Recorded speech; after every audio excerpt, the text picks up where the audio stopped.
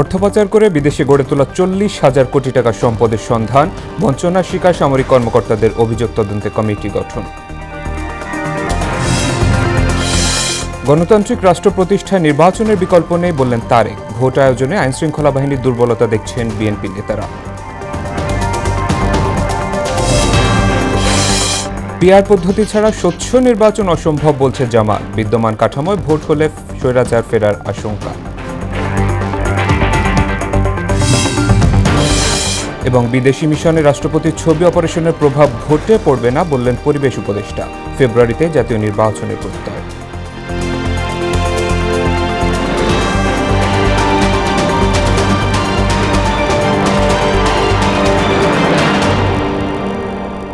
আসসালামু আলাইকুম, সবাইকে মোহনা সংবাদে স্বাগত। শুনছিলেন শিরোনাম, পুরো সংবাদের সঙ্গে আছি শেখ সাব্বির হোসেন।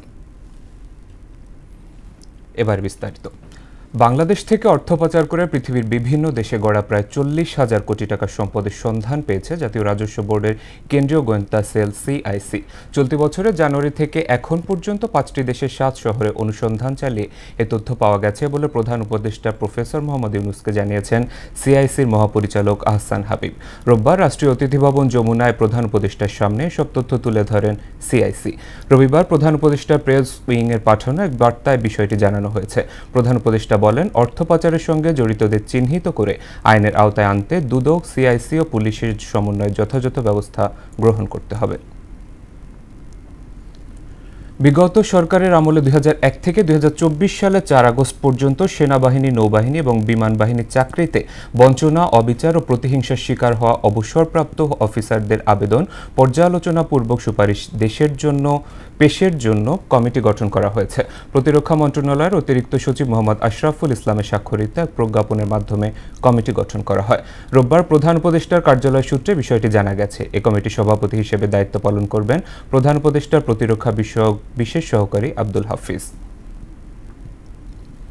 9,361 কোটি 92 লাখ টাকা ব্যয়ে 11টি প্রকল্প অনুমোদন দিয়েছে জাতীয় অর্থনৈতিক পরিষদের নির্বাহী কমিটি একনেক। শেরেবাংলা নগরের এনইসি সম্মেলন কক্ষে রবিবার একনেক চেয়ারপারসন প্রধান উপদেষ্টা অধ্যাপক মোহাম্মদ ইউনূসের সভাপতিত্বে এর অনুমোদন দেওয়া হয়। এর মধ্যে 5টি নতুন, 2টি সংশোধিত এবং ব্যয় বৃদ্ধি ব্যতিরেকে মেয়াদ বৃদ্ধির 3টি প্রকল্প রয়েছে।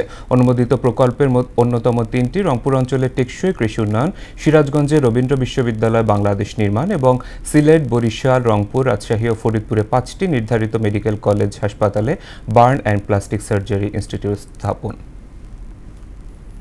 গণতন্ত্র, মৌলিক অধিকার ও জবাবদিহিমূলক রাষ্ট্র প্রতিষ্ঠায় নির্বাচনের বিকল্প নেই বলে মন্তব্য করেছেন বিএনপির ভারপ্রাপ্ত চেয়ারম্যান তারেক রহমান।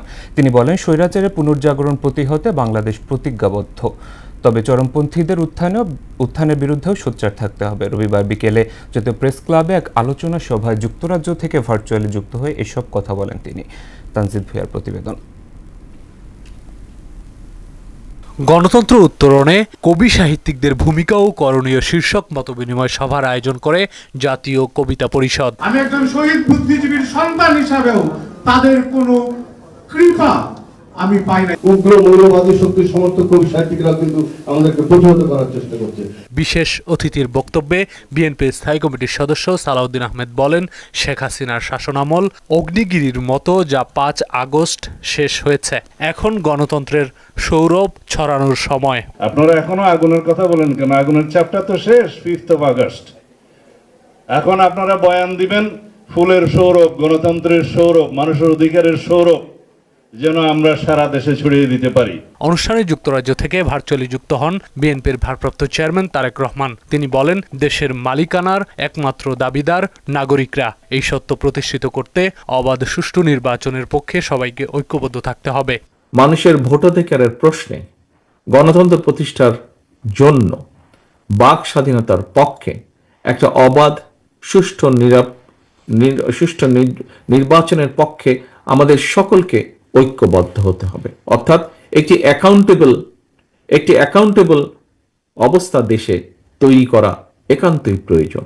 স্বৈরাচার পতনে যারা প্রাণ দিয়েছে তাদের রক্তের ঋণ শোধে সময় এসেছে বলে মন্তব্য করেন তারেক রহমান। দেশের সার্বভৌমত্ব রক্ষায় সকল শহীদের রক্তের দায় পরিশোধের সময় এসেছে আজ। এই দেশের একজন কৃতজ্ঞ সন্তান হিসাবে আজ এই সুন্দর অনুষ্ঠানে আমাদের সকলের কণ্ঠে ঐক্যের প্রতিধ্বনি উচ্চারিত হোক। দেশে যাতে চরমপন্থীর উত্থান না হয় সেজন্য সবাইকে সজাগ থাকার আহ্বান জানান বিএনপির ভারপ্রাপ্ত চেয়ারম্যান। দেশকে কোনো চরমপন্থা বা মৌলবাদের অভয়ারণ্য যেন কোনোদিন পরিণত হতে না পারে, সেটিও কিন্তু আমাদের প্রত্যাশা। তানজিদ ভুইয়া, মোহনা সংবাদ, ঢাকা। কমিশনের নির্বাচনী প্রস্তুতিতে সন্তুষ্ট বিএনপি, তবে আইনশৃঙ্খলা পরিস্থিতি নিয়ে উদ্বেগ জানিয়েছে দলটি। রবিবার বিকেলে সিইসির সঙ্গে বৈঠকের পর সংবাদ সম্মেলনে সব কথা বলেন বিএনপির স্থায়ী কমিটির সদস্য নজরুল ইসলাম খান। তিনি বলেন, না ভোটের প্রস্তাব তার দলের কাছ থেকে আসেনি, এক্ষেত্রে বিশিষ্টজনদের পরামর্শ ছিল। এমআর আসাদের রিপোর্ট। নির্বাচনের প্রস্তুতি, আইনশৃঙ্খলা পরিস্থিতি, সংসদীয় আসনের সীমানা নির্ধারণ নিয়ে সিইসি এএমএম নাসির উদ্দিনের সঙ্গে সাক্ষাৎ করেন বিএনপির স্থায়ী কমিটির সদস্য নজরুল ইসলাম খান।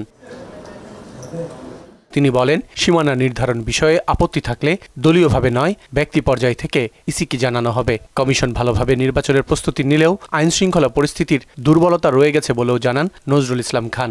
নির্বাচন কমিশন থেকে যেটা বলা হলো যে নির্বাচনের সময়ে যদি প্রয়োজন হয় তারা আরো বেশি সংখ্যক সেনা সদস্য মোতায়েনের ব্যাপারে তারা অনুরোধ করবেন এবং সমুদ্র উপকূলবর্তী এলাকাগুলির জন্য কোস্টগার্ড এবং নেভি তারা যাতে দায়িত্ব পালন করে সেই ব্যাপারে তারা চেষ্টা করবেন। সংক্ষুব্ধ ব্যক্তিরা শুধু এই ব্যাপারে অভিযোগ জানাতে পারবে, কোনো রাজনৈতিক দলের এই ব্যাপারে কোনো অভিযোগ বা আপত্তি জানানোর কোনো সুযোগ নাই। অতএব আমরাও কোনো অভিযোগ বা আপত্তি জানাই নাই তাদের কাছে। প্রবাসীদের ভোটাধিকার নিশ্চিতের পাশাপাশি ভুয়া পাসপোর্টধারীদের বিষয়ে সতর্ক থাকার পরামর্শ দেন বিএনপির এই নেতা। তাদের পাসপোর্ট, তাদের ছবি, তাদের বাবা মার নাম, ঠিকানা এগুলো আপনারা একটু চেক করেন বাংলাদেশে, তাহলে এটা বের হবে যে এটা ভুয়া কি ভুয়া না। যদি দেখা যায় যে এটা সঠিক আছে তাহলে তারা যাতে ভোট দিতে পারে সে ব্যাপারে আপনারা একটু চেষ্টা করতে পারেন। নজরুল ইসলাম খান বলেন, না ভোট নিয়ে বিএনপি প্রস্তাব করেনি, আর আসন ভাগাভাগি নিয়ে এখনো কোনো দলের সঙ্গেই আলোচনা হয়নি। কিসের ভিত্তিতে, কোন ক্ষমতার বলে উনি বললেন এটা, এ ব্যাপারে বোধহয় তাকে জিজ্ঞেস করলে ভালো হয়। এমআর আসাদ, মোহনা সংবাদ, ঢাকা। সংখ্যানুপাতিক প্রতিনিধিত্ব বা পিআর পদ্ধতি ছাড়া কখনোই স্বচ্ছ নির্বাচন সম্ভব নয় বলে মন্তব্য করেছেন জামায়াত ইসলামীর নায়েবে আমির আব্দুল্লাহ মোহাম্মদ তাহের। আর দলটির সেক্রেটারি জেনারেল মিয়া গোলাম পারওয়ার বলেন, জুলাই ঘোষণাপত্রের আইনি ভিত্তি না দিয়ে নির্বাচন হলে আরেকটি ফ্যাসিবাদের জন্ম হবে। রবিবার বিকেলে রাজধানীর রমনা ইঞ্জিনিয়ার্স ইনস্টিটিউশনের মিলনায়তনে এক সেমিনারে এসব কথা বলেন জামায়াতের শীর্ষ নেতারা। আরও জানাচ্ছেন ওবায়দুল হক মারুফ। জুলাই ঘোষণাপত্র এবং জুলাই সনদের আইনি ভিত্তি প্রদানে করণীয় শীর্ষক জাতীয় সেমিনারের আয়োজন করে বাংলাদেশ জামায়াতে ইসলামী। রমনা ইঞ্জিনিয়ার্স ইনস্টিটিউশন মিলনায়তনে আয়োজিত অনুষ্ঠানে এনসিপি, গণ অধিকার পরিষদ, ইসলামী আন্দোলন সহ বিভিন্ন রাজনৈতিক দলের শীর্ষ নেতা ও বিশিষ্টজনরা উপস্থিত ছিলেন। প্রধান উপদেষ্টা তার ঘোষণায় বলেছেন, আগামীতে নির্বাচিত সরকার এসে তারা বাস্তবায়ন করবেন। আমরা এই আশ্বাসে বিশ্বাস রাখি। জুলাই ঘোষণা ও সনদের আইনি ভিত্তি বাস্তবায়ন করে তার আলোকে নির্বাচনের দাবি জানান বক্তারা। একটি বিশেষ দলের প্রতি সরকারের পক্ষপাতমূলক দৃষ্টিভঙ্গির সমালোচনাও করেন তারা।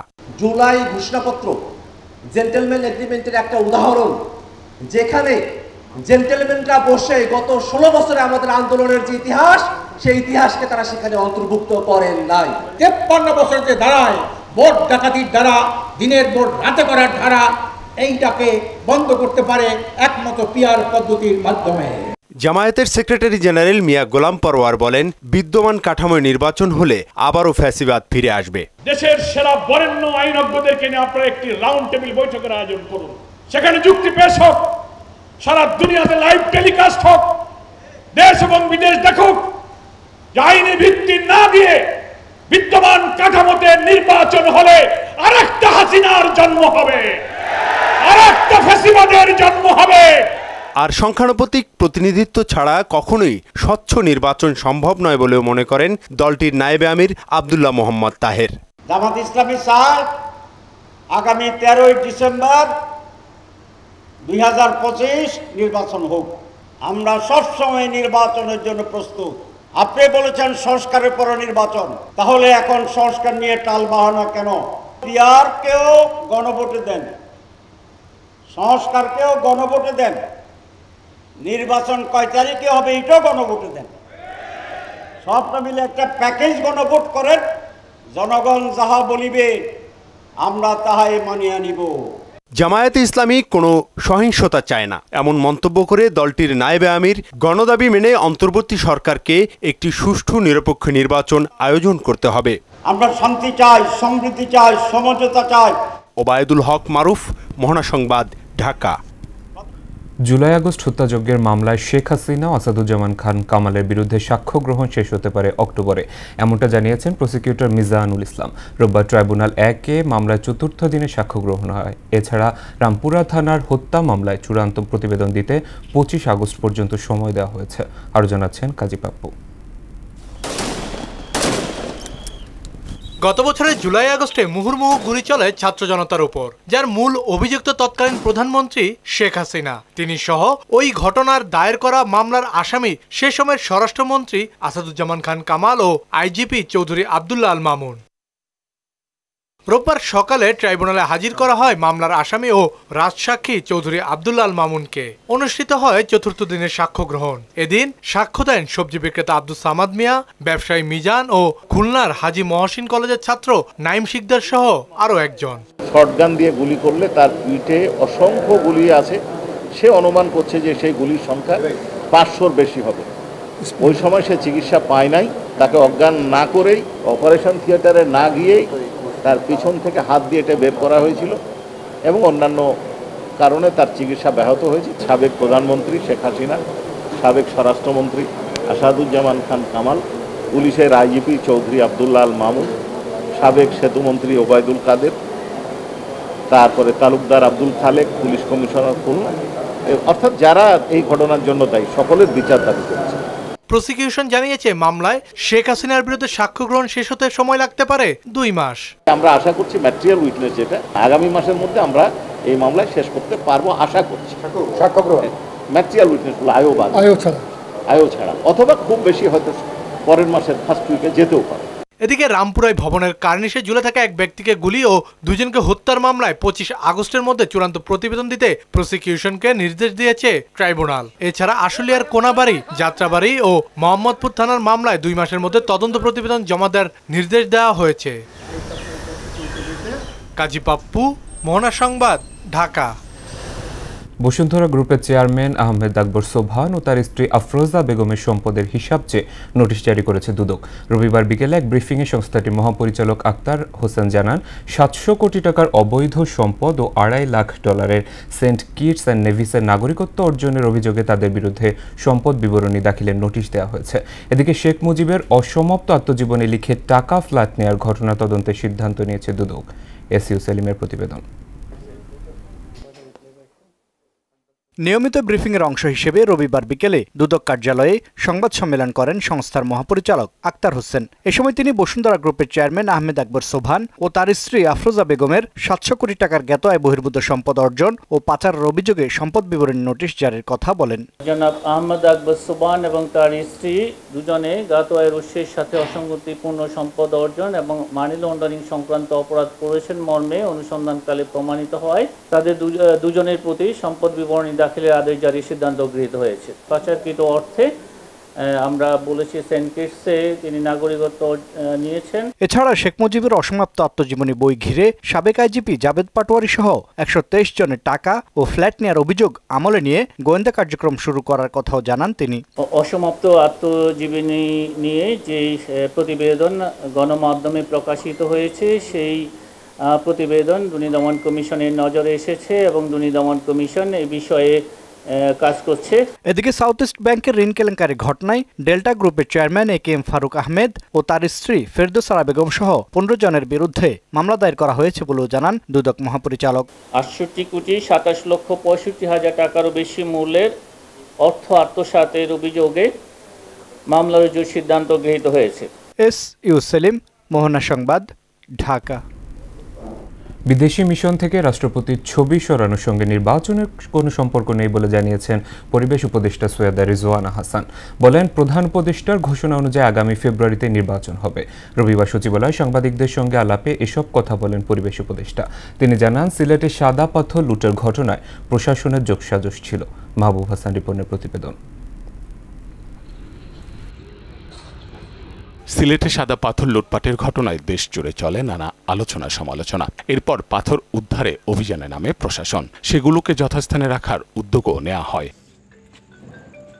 রবিবার সচিবালয়ে সাংবাদিকদের মুখোমুখি হয়ে এ বিষয়ে কথা বলেন পরিবেশ উপদেষ্টা সৈয়দা রিজওয়ানা হাসান। বলেন, সাদা পাথর লুটপাটের ক্ষেত্রে প্রশাসনের যোগসাজশ ছিল। সর্বদলীয় ঐক্যের কারণে প্রশাসন নিশ্চয়ই যোগসাজশ ছিল, কিন্তু এখন তারা বের করতে পারে কেমন করে যে পাথরগুলো কোথায়। আবার নীরবতাও ছিল, তারা হয়তো অতটা ঝুঁকি নিতে পারছিলেন না। ফিল্ড পরিদর্শনকালে উপদেষ্টাদের উপর হামলার প্রসঙ্গ টেনে সৈয়দা রিজওয়ানা বলেন, সে সময় সব স্টোন ক্র্যাশারের মেশিনের বিদ্যুৎ সংযোগ বিচ্ছিন্ন করা হলেও পরিবহন ধর্মঘটের হুমকি দিয়ে আবারও পাথর উত্তোলন শুরু হয়। 4-5 দিন পরেই সকল রাজনৈতিক দল এক হয়ে কি করলো, একদম রীতিমতন প্রেসার ক্রিয়েট করা হলো এবং তারা ওইখানে ঘোষণা দিলেন যে তারা পাথর তুলতে দিতে হবে। এবং পরিবহন মালিকেরা তারাও বললেন তারা ধর্মঘট করবেন। এই ধর্মঘট কিন্তু তাদের নতুন না। এক প্রশ্নের জবাবে উপদেষ্টা বলেন, বিদেশি মিশন থেকে রাষ্ট্রপতির ছবি সরানোর সঙ্গে ভোটের কোনো সম্পর্ক নেই। কোনো বার্তা দেয় কিনা আমি জানি না, আমিও আপনার মতন শুনেছি এবং পত্রিকায় পড়েছি, কিন্তু যেহেতু আমি বিদেশি দূতাবাসে কাজ করি না, আমি বলতে পারছি না যে আসলে প্রেক্ষিতটা কি, কিন্তু এটার সাথে নির্বাচনের কোনো সম্পর্ক আছে বলে আমার মনে হচ্ছে। গণপরিষদ নির্বাচনের ক্ষেত্রে রাজনৈতিক ঐকমত্য হলে সরকার ভেবে দেখবে বলেও জানান পরিবেশ উপদেষ্টা সৈয়দা রিজওয়ানা হাসান। সরকার একটা সিদ্ধান্ত দিয়েছে চিন্তা করে, একদম সবার সাথে কথা বলে, রাজনৈতিক দলগুলোর সাথে কথা বলেছে, উপদেষ্টা পরিষদে কথা হয়েছে। মাহবুব হাসান রিপন, মোহনা সংবাদ, ঢাকা। আজও বিমানের শব্দে আটকে ওঠে মাইলস্টোন স্কুল অ্যান্ড কলেজের কোমলমতি শিক্ষার্থীরা। দুর্ঘটনার 1 মাস পার হলো, বিমান ওঠানামার সময় শব্দ কানে যেতেই আতঙ্কিত হন প্রতিষ্ঠানটির শিক্ষার্থীরা। এদিকে ট্র্যাজেডির তদন্ত বিচার প্রক্রিয়া শুরুর বিষয়ে প্রতিষ্ঠানটি গড়িমসি করছে বলে অভিযোগ অভিভাবকদের। তারা বলেন, নিহতদের পরিবারকে ক্ষতিপূরণ দেওয়া হচ্ছে না। রেজা খানের রিপোর্ট। 12 আগস্ট এক মানববন্ধনে মাইলস্টোন ট্র্যাজেডির তদন্ত ও বিচার, ক্ষতিপূরণ এবং প্রতিষ্ঠানের শিক্ষকদের কোচিং বাণিজ্যের বিরুদ্ধে ব্যবস্থা নেওয়া সহ 9 দফা দাবি বাস্তবায়নে 72 ঘন্টার আলটিমেটাম দেয় নিহতদের পরিবার।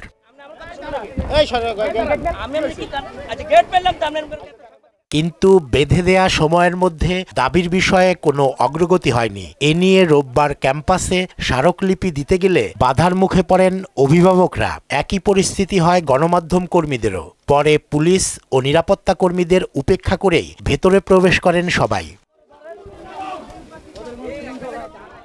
মাইলস্টোন স্কুল অ্যান্ড কলেজের হলরুমে অবস্থান নিয়ে স্মারকলিপি দিতে চাইলে তা নিতে অপারগতা জানান কর্তৃপক্ষ।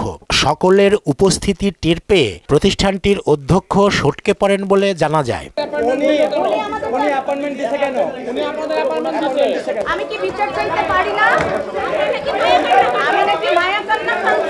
পরে মাইলস্টোন স্কুল অ্যান্ড কলেজের নানা অপকর্মের কথা তুলে ধরেন অভিভাবকরা।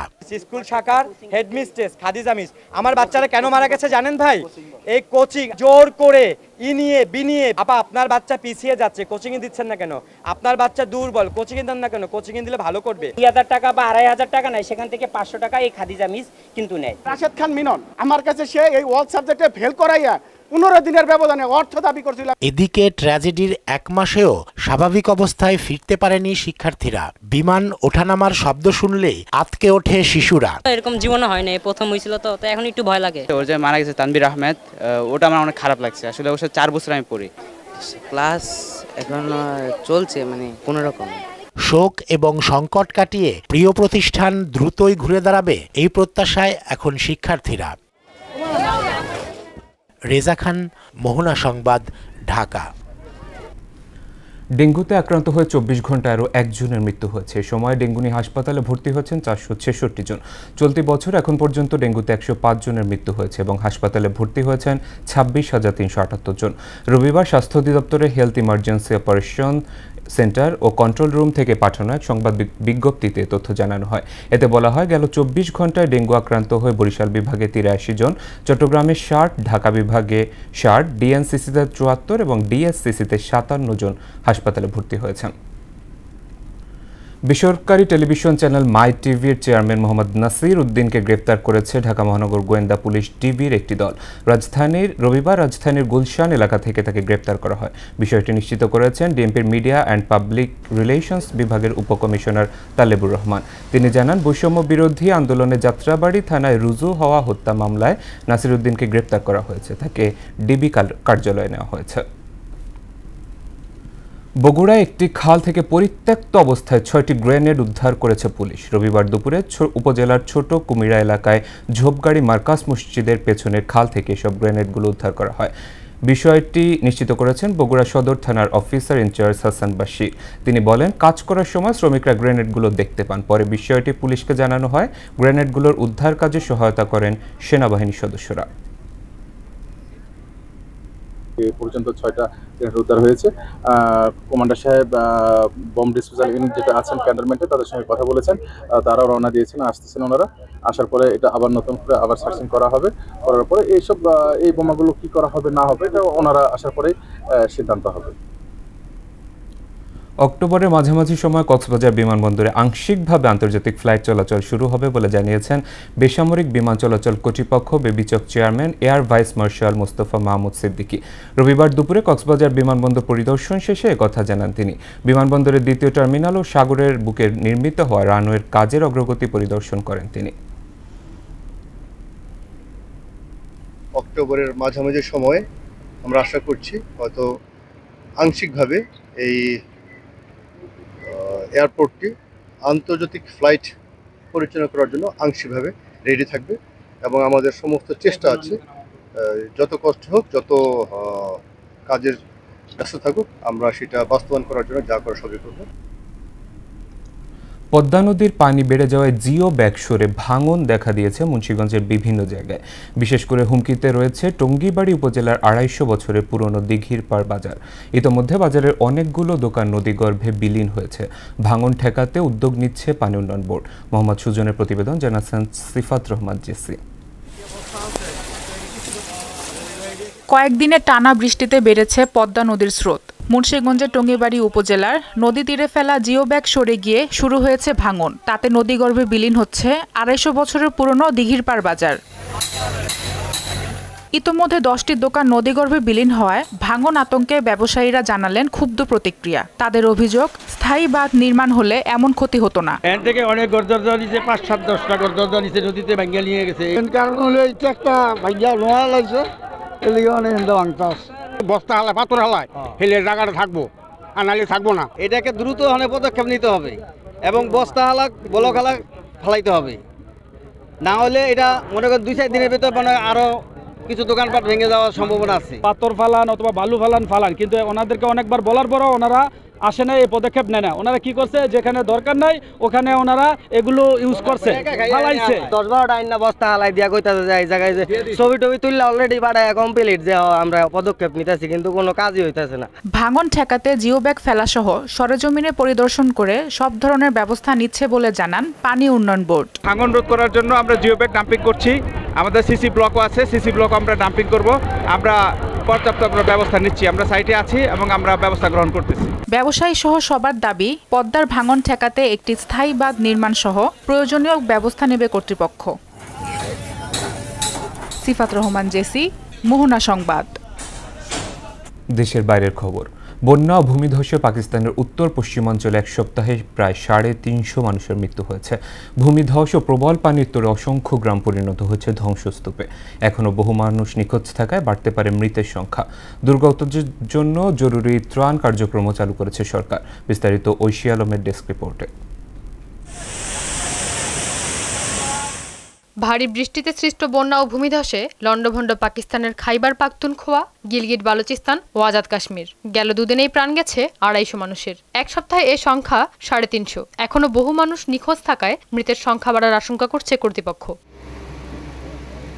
জিও নিউজের তথ্য মতে শুধু খাইবার পাখতুনখোয়া প্রদেশেই মারা গেছেন 328 জন। ঘরবাড়ি, দোকানপাট সহ অবকাঠামোর ব্যাপক ক্ষয়ক্ষতি হওয়ায় মানবেতর দিন কাটছে বুনের, সোয়াত, বাজাউর, তোরঘর, মানসেহরা, সাংলা ও বটগ্রাম এলাকার হাজারো মানুষের। পরিস্থিতি এতটাই ভয়াবহ যে মৃতদের দাফন ও জানাজার জন্যও কিছু গ্রামে কাউকে খুঁজে পাওয়া যায়নি। চিকিৎসা সরঞ্জাম, শয্যা ও জনবল সংকটে আহতদের প্রয়োজনীয় সেবা দেওয়া সম্ভব হচ্ছে না। গিলগিট বালুচিস্তানে 12 এবং আজাদ কাশ্মীরে মারা গেছে 11 জন। উদ্ধারকারী সংস্থার তথ্য মতে শুধু বুনের জেলার একটি গ্রামেই কয়েক হাজার মানুষ ক্ষতিগ্রস্ত হয়েছে। এরই মধ্যে উত্তর পশ্চিমাঞ্চলে ভারী বৃষ্টির সতর্কতা জারি করেছে আবহাওয়া অধিদপ্তর। দুর্গতদের সহায়তায় জরুরি ত্রাণ কার্যক্রম চালু করছে সরকার। হেলিকপ্টারে ত্রাণ সামগ্রী পাঠানো হচ্ছে দুর্গম এলাকায়। ঐশী আলম, মোহনা সংবাদ। টানা ব্যর্থতায় সরাসরি ওয়ানডে বিশ্বকাপ খেলা নিয়ে শঙ্কায় পড়েছে বাংলাদেশ ক্রিকেট দল। র্যাঙ্কিংয়ে 10 নম্বরে নেমে যাওয়া টাইগাররা অবস্থার উন্নতি করতে না পারলে 2027 বিশ্বকাপে খেলতে পাড়ি দিতে হবে বাছাই পর্বের দুর্গম পথ। বিশ্বকাপের আগে অবস্থার উন্নতি করতে না পারলে বাছাই পর্ব খেলার বিকল্প থাকবে না বাংলাদেশের সামনে। মুদাসির আলীর ডেস্ক রিপোর্ট। মে মাসে শ্রীলঙ্কার বিপক্ষে সিরিজে 3 ম্যাচের একটিতে জয় পেয়ে ওয়ানডে র্যাঙ্কিংয়ে 9ম স্থানে উঠে আসে বাংলাদেশ। কিন্তু আগস্টে ওয়েস্ট ইন্ডিজের কাছে পাকিস্তান সিরিজ হেরে যাওয়ায় টাইগাররা আবারও নেমে গেছে 10 নম্বরে। ক্যারিবীয়রা 9 নম্বরে উঠে আসায় 2027 বিশ্বকাপে সরাসরি খেলতে নানান সমীকরণের সামনে দাঁড়িয়ে আছে বাংলাদেশ।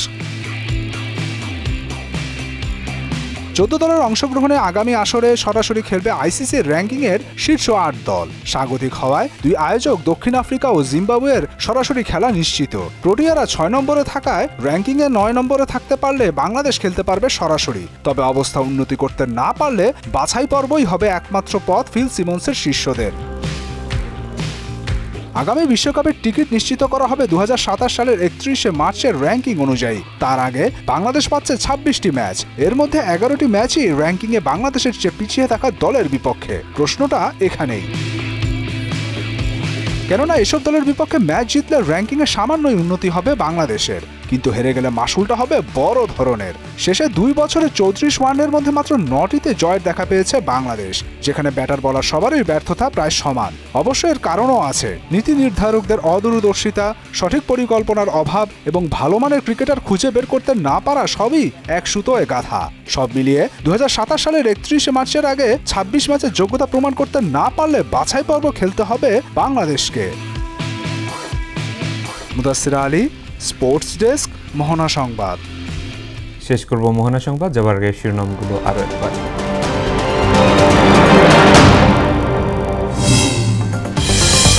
অর্থ পাচার করে বিদেশে গড়ে তোলা 40,000 কোটি টাকার সম্পদের সন্ধান, বঞ্চনা শিকার সামরিক কর্মকর্তাদের অভিযোগ তদন্তে কমিটি গঠন।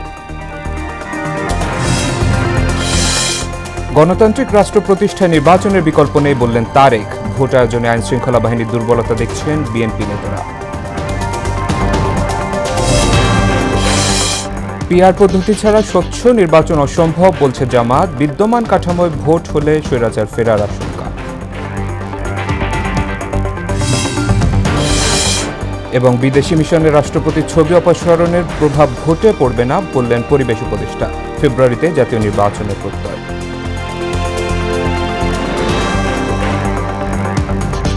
ছিল মোহনা সংবাদে। মোহনার সবশেষ খবর জানতে ভিজিট করুন www.mohana.tv। সংবাদ দেখতে পারেন মোহনার ফেসবুক এবং ইউটিউবে। এতক্ষণ সঙ্গে থাকার জন্য ধন্যবাদ সবাইকে।